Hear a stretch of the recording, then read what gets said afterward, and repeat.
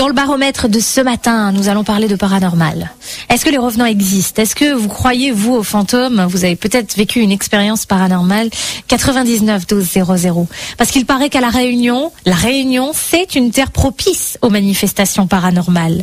Il y en a qui disent que c'est au mois de novembre, d'ailleurs, qu'il se passe le plus d'événements inexpliqués. Et on termine le mois de novembre, là. Vous avez peut-être vécu quelque chose de paranormal. Et vous, est-ce que vous y croyez? Il arrive quelquefois, paraît-il, que l'on rencontre des êtres qui sont censés être morts. Je vous propose d'écouter le récit de cette dame qui pense avoir croisé le chemin d'un homme qui pourtant n'était plus de ce monde, mais qui était bien là, en chair et en os devant elle, mais qui sait, c'était peut-être quelqu'un qui lui ressemblait. Écoutez. Quand j'étais adolescent, voilà, on allait au bal à Sillaos avec ma sœur. J'avais 17-18 ans. Et puis en redescendant, en fait, il y avait un voisin qui s'est tué lui-même. C'était un suicide. Il s'est donné un coup de fusil sur le cœur, quoi. Et puis il fallait passer par là pour aller au bus à Sillaos, pour aller danser, et repasser par là, bien sûr, pour rentrer à la maison. Et en descendant à 5h du mat, il y avait un clair de lune. On a vu ce monsieur assis là où il s'est suicidé, et en chair et en os. Il avait un chapeau en kaki, les habits de longtemps là, les chapeaux en kaki, short en kaki, chemise en kaki, en train de fumer et tout ça. C'était vraiment en chair et en os. Et j'ai pris la main de ma sœur parce que je l'ai vue comme ça. J'avais très peur tout de suite. Et puis j'ai pris la main de ma sœur, je lui ai dit, tu vois ce que je vois? Et puis elle me dit, oui. Je lui ai dit, mais bouge pas, écoute, cours pas, s'il te plaît, cours pas. On marche doucement, on rentre tranquillement, cours pas. Puis on est passé comme ça toutes les deux. On n'avait pas le choix il y avait que ça comme passage. Après, on s'est retourné, il était encore là. Et je me suis toujours demandé, pourquoi nous, pourquoi lui, pourquoi on a vu ça, quoi.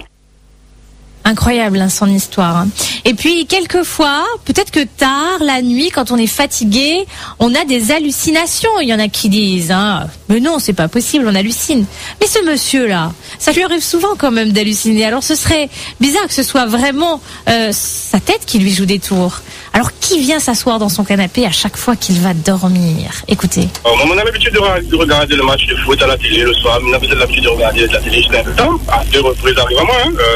Comme on a fini d'éteindre la télé, je me suis un petit peu dans la chambre, il dépose mon téléphone, c'est capturé avant d'aller dormir, il me sert à faire un petit tour aux toilettes. En ressortant du toilette, comme il passe comme ça, il voit dans le salon, dans mon salon, dans mon canapé, une personne assise avec un chapeau sur la tête, comme Paul le dit longtemps, une grande capine sur la tête. Il n'a pas fait à moi parce que ce soir, il m'a pas eu peur, rien du tout, parce que c'était pas la première fois que moi j'allais voir. Et moi, il me disait moi souvent, c'est la personne qui était comme ça avant, qui portait la grande capine, c'était ma défunte grand-mère. Moi, il me disait moi que cette personne-là, il est là, il manifeste à elle, en quelque sorte, il va dessus moi, dessus la famille, quoi. Et après, il y en a ça qui croit pas, moi, les catholiques, moi, les croyants, voilà, la fin arrive à moi par 2 fois.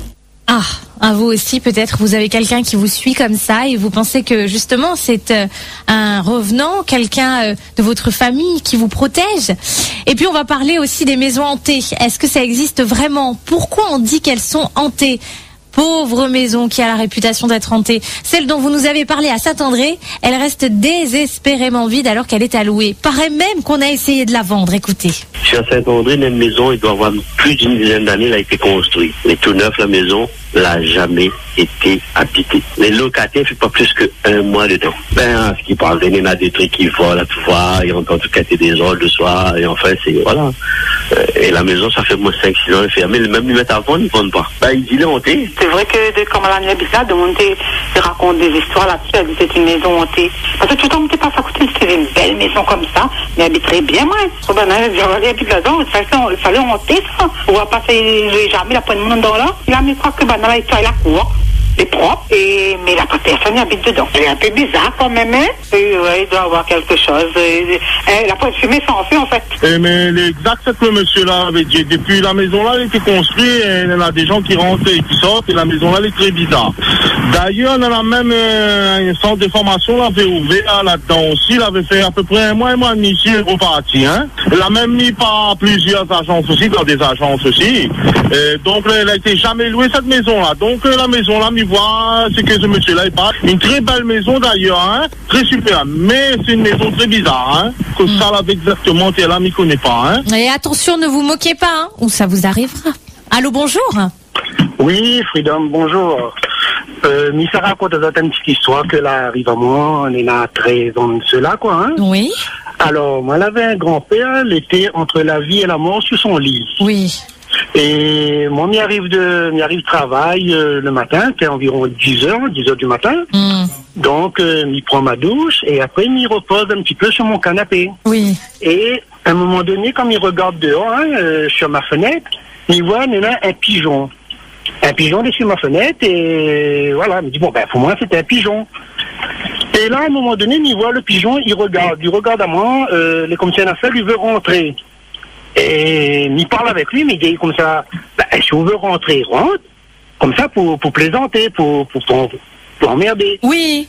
Et à un moment donné, il voit le pigeon, lui rentre vraiment, et lui vient près le dossier de mon canapé. Oui. Il fait, ah, ben, elle est bizarre, il dit à ma femme, il est bizarre, m'a dit le pigeon rentre, et le pigeon l'a rentré. Et à un moment donné, lui monte sur mon épaule, et lui regarde à moi. Il fait, ah, mais dit, bon, peut-être c'est un pigeon que l'a apprivoisé avec des gens, comme ça. Oui.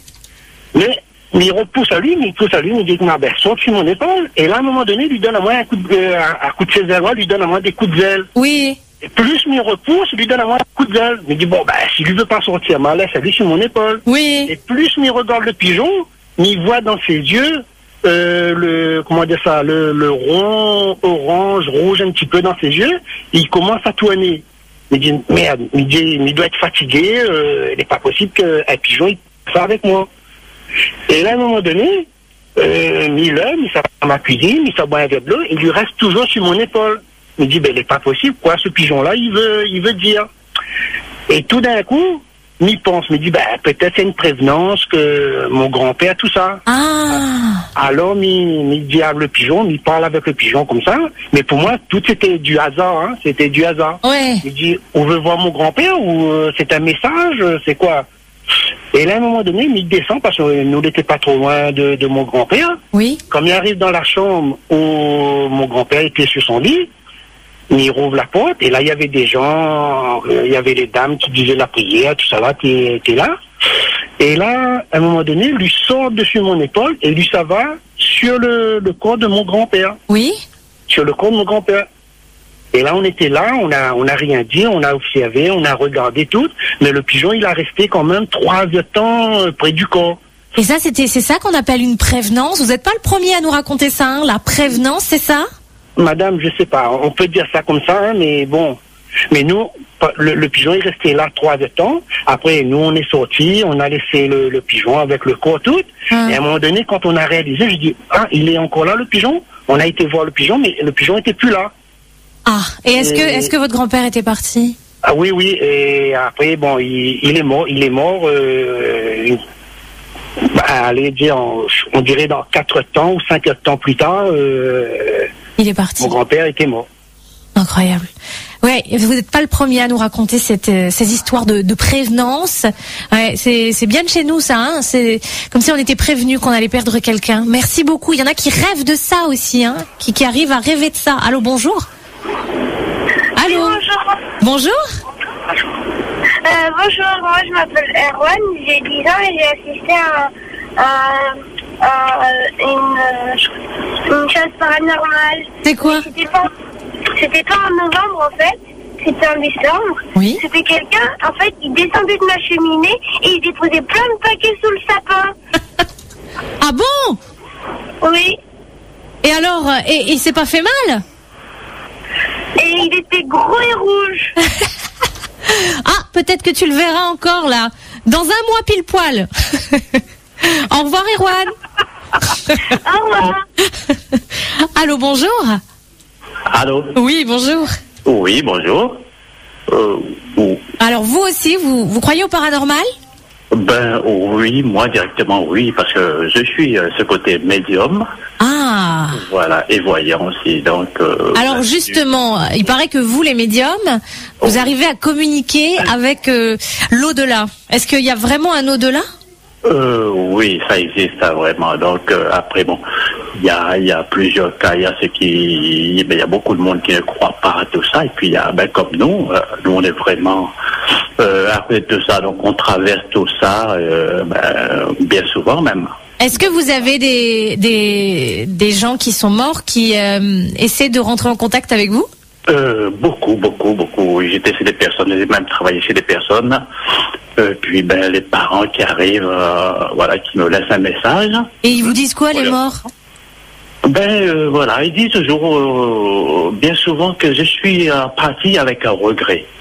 Ah. Voilà, j'ai quitté chez moi avec regret, je suis parti avec regret. Et puis je laisse le message à la personne, et la personne me demande comment tu veux me dire. Et puis cette personne-là, bien souvent, il laisse leur nom tout. Donc quand on donne le nom de la personne, oui, automatiquement la personne y reconnaît les parents. Voilà. D'accord. Bon, donc il faut croire en l'au-delà? Oui, ça existe. Moi, j'ai vu tellement de choses, et puis j'arrive à communiquer même avec des personnes. Et là où j'étais à la mort de la femme d'un ami aussi. Oui. Donc, avant de fermer le cercueil, cette femme-là vient de me dire, écoute, tu diras à ma belle-fille que je reviendrai pour elle après. Donc, elle me donne le nom de sa belle-fille aussi. Oui. Et donc, sa belle-fille, qui est un petit surnom qu'elle avait donné à sa belle-fille. Donc, personne ne savait le prénom de cette fille. Et puis, je demande aux personnes qui sont là, je demande qui s'appelle comme ça. Les hommes me disent non, ils ne savent pas. Il me dit, demandez directement à son fils. Oui. Je demande à son fils, et là, son fils me dit, oui, c'est ma femme. Et puis, j'arrive pas à dire directement à cette personne-là que sa mère vient de me laisser un message, il va me croire, il va me prendre pour un fou. Oui. Il va dire, mais c'est quoi ça? Et puis, j'ai parlé à son beau-père, le monsieur, donc, qui me connaît, lui. Oui. Et puis, j'ai fait des choses aussi pour lui. Sa femme était malade, tout ça. Donc, il était venu me voir. Donc, comme j'étais voyant aussi, il était venu me voir. J'ai dit à cette personne-là des choses. Il était resté là, bouche bée. Et il vous a cru? Voilà. Ah, dis donc. Merci beaucoup, monsieur. Donc, les médiums communiquent avec l'au-delà. Allô, bonjour. Allô, bonjour. Oui.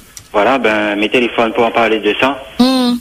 En fin de compte, là, ouais, ça bonne affaire comme ça, là. Ça qui arrive au mois de novembre, là, c'est des fois de bonnes âmes perdues, là. Ça, ils lèvent. Les âmes perdues lèvent au mois de novembre? Oui, c'est les gens, les pas morts naturels. Ah bon? Les autres, ils lèvent ces autres fêtes, que le 1er novembre, là, tout ça. Quand ils disent comme ça, allez pas danser, sortent pas la nuit trop tard, dans la mauvaise affaire d'un chemin. Ça l'est vrai, ça, alors? Ça l'est vrai, ça m'a raconté cette histoire, moi. Après, on dit, on a le monde, ça, t'y croit, t'y croit pas, c'est sûr qu'il va voir, là, il n'a pas pisse dans le culotte. Nous l'a parti danser dans une boîte de nuit dans l'Ouest, mais c'est pas le nom, hein? Oui. C'est à moi avec un camarade à moi, nous disons tout le temps aller danser dans le temps qu'on était jeunes, mais pas vieux, mais mieux dire, d'après nous de l'âge longtemps, qu'on était encore maman, et peut-être, tu viens de gagner nous 18 ans, 19 ans, 20 ans, hein? Oui. Moi, je me laisse secteur samedi. Mon camarade appelle à moi le week-end, dis-moi comme ça, un tel, vous voulez pas aller danser ce soir? Il me dit, je vais diminuer un peu en flemme ce soir, mais je vais pas mettre pour le week-end prochain, hein? Le maman, il dit moi comme ça, il est tout seul, son copain n'était pas avec lui, il est tout seul, il a m'amusé aussi. Mais là-dedans, là, quand il a commencé à moi, mais c'est comme ça, on connaît, je dis, mois de novembre, là, il n'est pas trop bon aller danser en boîte de nuit, il sort d'un chemin, il va en mauvaise affaire, hein? Mon camarade disait, moi, non, il n'est pas pour une mauvaise affaire, là, il me dit, si, parce que le mois de novembre, il n'est pas trop bon, il sort trop tard d'un chemin. J'arrive dans la boîte de nuit, tout, il me dit, bon, il change tout, fait plaisir, allez, il paye pour moi. Il me dit, bon, il dit à moi, bon, fait plaisir à moi, mais il paye pour. Il me dit, bon, m'amener. On rentre dans la boîte de nuit, tout. Le moment qu'on rentre dans les boîtes de nuit, là, un bonhomme là, toujours, il lève à madame, il invite à madame pour danser, danse. Oui. Il était en assise comme ça, d'un coin, mon camarade prend une cause dehors avec une copine, il fait son commérage. Mais à moi, là, comme on a ses amis, on a une information à la devant moi. Elle dit, monsieur, vous voulez danser une petite danse avec moi? Il me dit, elle est bon. Je trouve ça bizarre, mais du coup, sa famille, là, est bonne, bonne danser, il est bizarre, là. Ça a été tiré par lui, mais il ne pas conseiller. T'as fait une chose à moi remarquer. Comme il debout, t'as un coup, il baisse la tête, ça m'a fait pour la jambe devant moi. Arrête. Mais non, c'était un jeu de lumière. Non, c'est pas un jeu de lumière, le femme l'avait pas la jambe. Le femme l'avait pas la jambe. Moi, l'a pas volé, hein. Et où l'a dansé quelle? Non, avant de danser, là, madame comme ça. Madame, attendez un instant, toilette, Miguel. Pas, mais revient tout de suite à ça, n'a pas dit, dis-moi, et puis. Ma partie voir mon camarade dehors, malazien, on connaît une affaire où? Ah, nous sortons là, fait pas le tour là, ah non. Ben, on connaît, après 2-3 minutes, après, dans la vie de mon a commencé quoi dehors, de mon a remarqué que le boîte de nuit était hanté. Ah bon? Où ça c'était ça? Non, ça c'était dans l'Ouest, ça va finir fermé depuis longtemps, mais c'est pas le Comment, si, dis-nous comment il appelait? Ah, mais il peut pas dire, madame, parce que, qu'on dit de mon a parce qu'il fait trop longtemps, ou parce que, on rappelle plus, parce que... Non, ça c'était dans les années 80 ans. Bah, dis-nous, quelle boîte l'était hantée dans les années 80 s'il a fermé, raconte. Ben, c'est une boîte qui tombe dans l'Ouest là-bas. On rappelle plus. Non, mais il connaît le nom, mais c'est pas le nom que ça est. C'est mis à côté. Si vous dites pas nous, à notre monde, ça dit à nous. À côté de Saint-Gilles. À côté de Saint-Gilles, d'accord. Non, mais on a le quartier, hein. D'accord. Saint-Gilles, on a 2-3 boîtes, mais il dit pas le nom que ça. Il a fini fermé depuis longtemps. On a état de monde là-dedans, t'es rentré là-dedans. Il y avait une boîte de nuit hantée à Saint-Gilles. Monsieur, merci beaucoup pour votre histoire. Allô, bonjour. Allô? Oui, bonjour. Oui, bonjour madame. Oui. Voilà. Moi, je pense que je fais des rêves prémonitoires. Ah. Voilà. Et est-ce que vous en faites plus au mois de novembre? Ben non, moi c'est depuis avant, hein, mais je dis à mes parents, enfin je raconte à ma mère, à mes enfants quand je rêve. Oui. Parce que dernièrement, ben pour Monsieur VGS, j'ai rêvé, je dis à mon fils, c'est bizarre, j'entends plus parler de Monsieur VGS. Oui.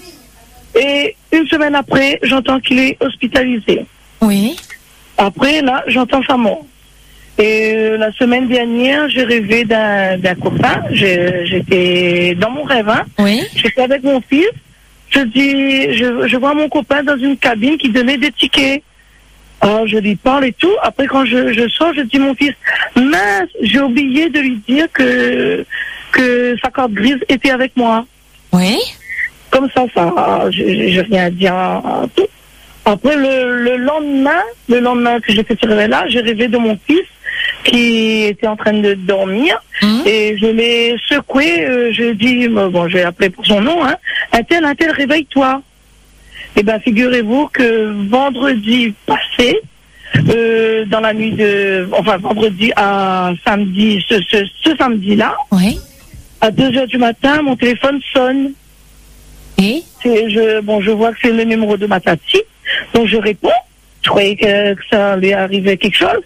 Ben, c'est le mec que j'ai rêvé, que j'ai dit que il fallait lui rendre son téléphone, enfin son téléphone, sa carte grise. C'est lui qui m'a appelé à 2h du matin. Pour vous dire quoi? Je sais pas. Il m'a appelé, il m'a dit bon, ma tati lui a trouvé en boîte et à ce qui paraît, elle a dit que de m'appeler, c'était un ex, hein, de m'appeler.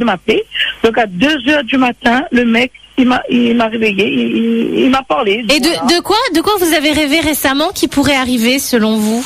Là en ce moment vous voyez quoi? Et justement, et le lendemain, j'avais rêvé que mon fils sur son lit, je l'ai réveillé, il ne réveillait plus. Justement, dans la semaine même, mon fils a eu un accident. Ah. A eu un accident, il a fallu appeler les pompiers. Punaise. Donc le temps quand mon copain est venu, il a pris. Donc mon fils est tombé. Et moi, il est tombé sur la route et moi je l'ai réveillé, je l'ai appelé. Réveille-toi. Il va bien, rassurez-moi. Là, il va bien. Oui. Ah bon. Et madame, au cas où, on sait jamais, hein. Vous avez eu des visions pour ces présidentielles? Voilà, je ne sais pas si c'est du bien ou du mal, mais on me prévient. Mais justement, est-ce que vous voyez des choses, par exemple, pour les présidentielles, là? Du tout. Non, pas je demande, on ne sait jamais. Je sais pas, mais franchement, moi, quand j'ai des rêves comme ça, maintenant, je vais dire à mes enfants, comme ça, ils vont se préparer. Ben dis donc, madame, merci beaucoup. Et puis, si vous connaissez la boîte de nuit hantée dans l'Ouest, enfin, qui l'était, hein, elle a fermé depuis, on en parlera juste après au 99 12 00. Il est 8h, voici tout de suite le journal d'Europe 1. L'actualité ce matin.